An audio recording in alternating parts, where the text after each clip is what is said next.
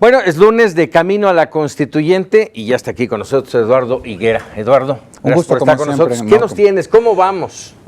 Bueno, hay muchas cosas que comentar, pero el día de hoy vamos a concentrarnos específicamente en seguir analizando la propuesta del gobierno del Distrito Federal, este esqueleto constitucional que nos pasaron, aunque hay mucho que comentar, incluso hay ya quejas como del Partido Acción Nacional en contra del constituyente, hay gente que ya se está empezando a dar cuenta que la elección fue un poco rara, etcétera, etcétera, pero hoy nos vamos a concentrar en lo que son los principios constitucionales de acuerdo con la Comisión para la Reforma Política del Distrito Federal, que ya ni siquiera se debería de llamar así. Así es. De la Ciudad de México, dirigida por Porfirio Muñoz Ledo.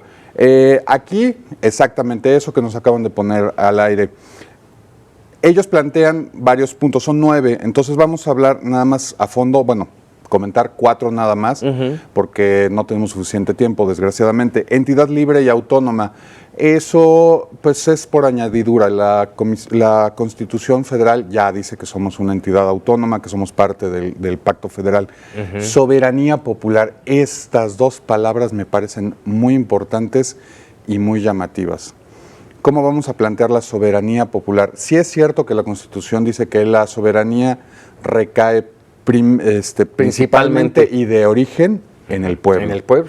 Pero cuando hablamos de soberanía popular, podemos hablar de soberanía popular a la mexicana, al estilo Hugo Chávez, al estilo Fidel Castro, al estilo Pinochet. Es un par de palabras muy peligrosas, muy hermosas si las vemos por su lado positivo, pero muy peligrosas.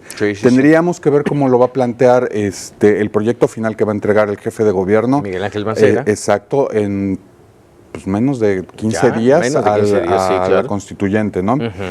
Tercer punto, composición pluricultural, perdón, es un trabalenguas, pluricultural de la ciudad. Es muy interesante porque volvemos a lo mismo. Podemos hablar de pues, el reconocimiento de las distintas facetas de la sociedad. Sí, claro. O forzar a una especie de estado particular como tiene Evo Morales en Bolivia, ¿no? En donde en ese afán de poderle pagar o poderle recompensar a una parte de la sociedad todos los atropellos que han sufrido. La marginación. Marginan a otras partes. Claro. Entonces también es un punto que me parece interesante. Desarrollo económico sostenible y solidario. Esto es muy interesante. Es el cuarto punto. ¿Por qué? Porque eso ya nos plantea el tipo de constitución que quiere tener el gobierno del Distrito Federal en la Ciudad de México, bueno, más bien del gobierno de la Ciudad de México, es de izquierda. Cuando se habla de desarrollo económico sostenible, podemos hablar empresarios. Crecimiento, desarrollo. Solidario, esa es la palabra. ¿Tú qué entiendes por solidaridad, Paco? Pues que te adhieres a alguien, ¿no? Que lo apoyas a alguien. Pero si viene por ley, que tienes que apoyar pues ya no es apoyo. Ya no es voluntario, ¿no? Entonces, ese ya no es tan solidario. Ya no es tan solidario, ya es más bien obligatorio, ¿no? Preservación y manejo responsable de los bienes de la ciudad, lo cual me parece muy importante porque tenemos una ciudad muy rica históricamente. Función social de la tierra y la propiedad, aquí va a ser muy interesante porque, por ejemplo, hay delegaciones como la Benito Juárez en donde esta función social no existe.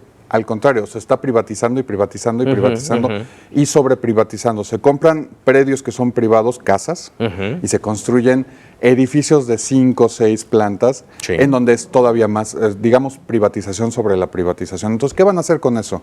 ¿Y qué van a hacer con estas zonas económicamente activas como el proyecto del corredor Chapultepec? El siguiente sería cultura de la paz y no violencia. La cultura de la paz y la no violencia es muy bonito si está en la ley, es algo que deberíamos de fomentar desde el gobierno, pero aquí la gran trampa va a ser que las leyes secundarias. Sí, ¿Cómo claro. se va a aplicar? La ley, la cultura de la paz y la no violencia va a ser mandar a los granaderos a quitar a todo el mundo todo el tiempo.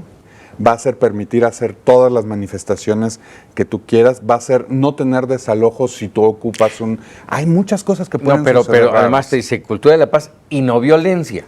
O sea, ¿cómo puedes desalojar sin violencia. Es que ahí está la cuestión. Acuérdate que el Estado es depositario único y legítimo de la violencia, en caso de que sea necesario ejercerla. Ejercer el uso de la fuerza. De la fuerza, de la violencia. O sea, el uso de la fuerza conlleva es un subterfugio. Violencia, sí. Es un subterfugio en realidad. Pero es una violencia controlada que se llama la fuerza pública, finalmente. Cuando tú tienes eso garantizado, quizá lo único que es, o sea, la fuerza pública, quizá lo único que es violento es el otro, el que se manifiesta, el que está discordante. Ya sé que estoy siendo muy crítico. No, pero además estás rompiendo con otro derecho, que es la libertad de expresión y manifestación. Es que depende de cómo lo planteen. Sí, claro. Ese es el asunto. Claro. Aquí, estamos haciendo un análisis criticón. Sí, pero además todavía por encimita porque pero tendríamos no lo que leer todo el ¿no? texto. Ya que en menos de 2 semanas tengamos el texto, vamos a tener una cantidad de cuestiones que preguntarle al gobierno del Distrito Federal. Vamos a poder invitar a gente que participó aquí a que nos hable directamente qué quiere decir con esto que nos está planteando, pero ahorita tenemos solamente como los principios. Y tendremos, al igual que los asambleístas o los diputados, hasta enero del 2017. 3 mesecitos, prácticamente 3 y cachito. Pues sí, seguramente se van a ir de vacaciones en diciembre. Pero por supuesto. ¿No? Y el penúltimo es construcción de ciudadanía activa y responsable.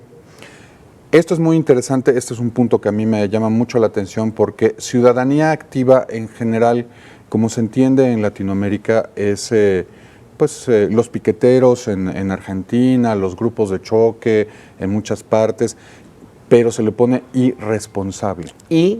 Espacio responsable. Responsable, no irresponsable, sino con responsabilidad. Eso es muy interesante porque se puede... Esto es lo que yo he estado diciendo desde que empezamos esta sección, se podría empoderar a la sociedad. Estamos hablando de ciudadanía activa, ciudadanía participativa. Tal vez están ¿A eso se refiere? Seguramente. Yo creo que eso significa activa en las decisiones, activa en las propuestas, en la implementación y planteamiento de políticas públicas, etcétera, etcétera. Y el último es la igualdad sustantiva, que es un concepto como la libertad, como el amor. Sí. Es muy... si te metes en los textos jurídicos, sabes lo que es la igualdad y sabes lo que es un planteamiento sustantivo, es el deber ser legal. Sin embargo, ¿cómo puedes plantear esto desde el punto de vista de una constitución si no es como un gran principio o un gran ideal al que puedes llegar? Es muy complicado porque cualquier mecanismo genera desigualdades por un lado e igualdades por el otro.